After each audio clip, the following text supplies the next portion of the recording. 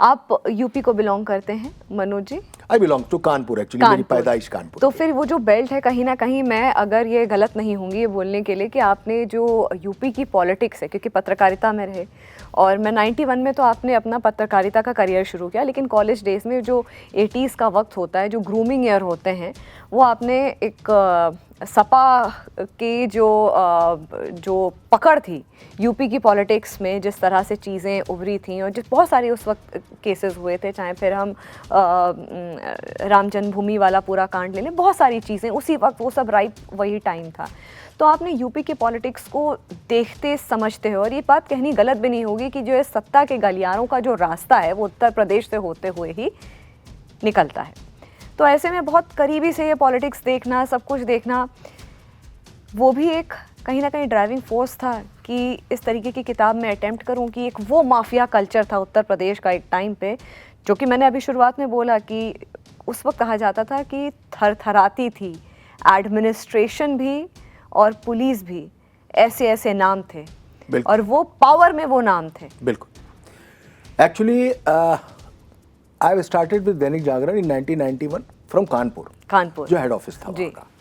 और जब मैं 91 में आया तो 92 में ही मस्जिद गिरते देखी, यही बात मैं आपसे बोल रही हूँ जी। वहाँ से वो देखना शुरू किया और पॉलिटिक्स को करीब से देखा। फिर उसके बाद जब मैं लखनऊ आया और मैं इस 2 स्टेट का हेड हुआ, यानी यूपी और उत्तराखंड, जब स्टेट्स का हेड हुआ तो मैं पॉलिटिक्स से बिल्कुल सीधे सामना पड़ गया मेरा। I have started when Mulayam Singh was chief minister that time, then Mayawati, then Akhilesh Yadav and now Yogi Adityanath. तो वो पूरी पॉलिटिक्स मैंने बसपा का डिफ्लेक्शन भी देखा है, मैंने गेस्ट हाउस का वो कांड भी देखा है। मैं वही कहती, बहुत सारे ऐसे वो सारी चीजें बिल्कुल साथ से जुड़ी हुई थी।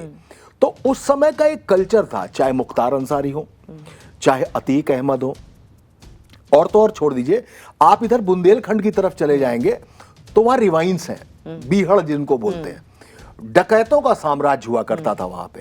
तो ददुआ एक बहुत बड़ा डकैत हुआ करता था जिसने 35 साल बुंदेलखंड में राज किया। 35 साल उसको कोई छू भी नहीं पाया। उसका भाई, उसका बेटा सांसद विधायक भी हुआ।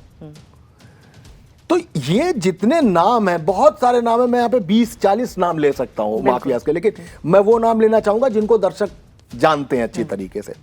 निर्भय गुजर एक डकैत हुआ करता था, AK-47 के साथ चलता था, आर्म्स एंड एम्युनिशन उसके पास कहां से आते थे नोबडी नोज।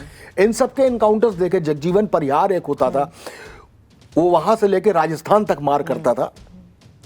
तो डकैत हो या माफिया हो, इनको पॉलिटिक्स में हर party, every party across the party line, सब अपने यहां शामिल करते थे।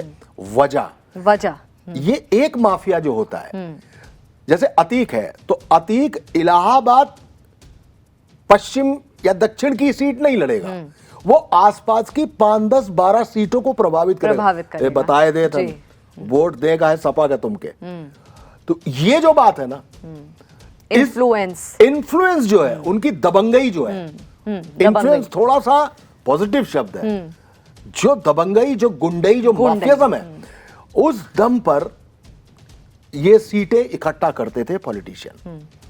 मायावती ने भी मुख्तार अंसारी को पूरा साथ दिया।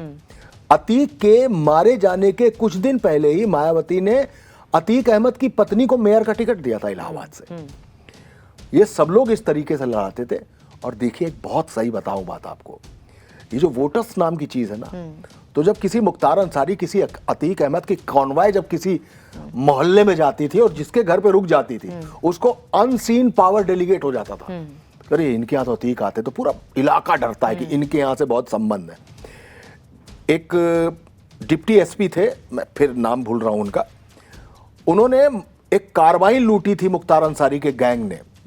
वो कार्बाइन मुख्तार अंसारी गैंग से उन्होंने बरामद की, और बरामद करने के बाद उनकी इतनी प्रताड़ना हुई सरकार के उस पर कि उन्होंने नौकरी से इस्तीफा दिया और मुख्तार अंसारी के खिलाफ चुनाव लड़ गए।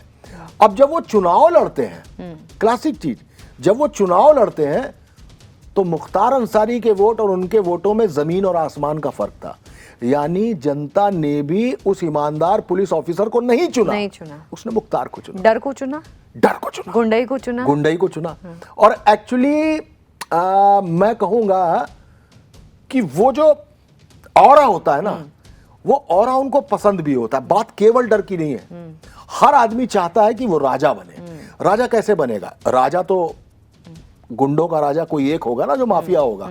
लेकिन अगर किसी गुंडे के यहाँ घुसपैठ है, हाँ भाई मैकू, हाँ भाई मुबीन, जिसके हाथ रख के कंधे पे खड़ा होकर फोटो खिंचा लेगा एक माफिया, वो अपने आप उस इलाके का छोटा माफिया हो जाता है। वो दूसरों को डराने लगता है। डर तो जो डरा सकता है वो हर कोई डराना चाहता है, और डर से बड़ी कोई चीज ही नहीं। डर का कारोबार है, यूपी में दहशत का कारोबार है, दहशत का खौफ का कारोबार। कारोबार है। लेकिन धीमे धीमे सोशल मीडिया का जमाना आ गया, धीमे धीमे चीजें सर्वेज आने लगे कि किसकी पार्टी में कितने लोगों के कितने मुकदमे हैं। तो धीमे धीमे पार्टी और जनरेशन बदल गई। जेनजी आ गई, अल्फा बीटा टाइप अब आगे और आने वाले। तो उनको लगा नहीं, ये जो नई जनरेशन आ रही है ये हमको इस नाम पर चुनेगी नहीं, इसलिए इन्होंने धीमे धीमे इनको साइडलाइन करना शुरू किया। लेकिन ऐसा नहीं है कि नहीं है, अभी भी है।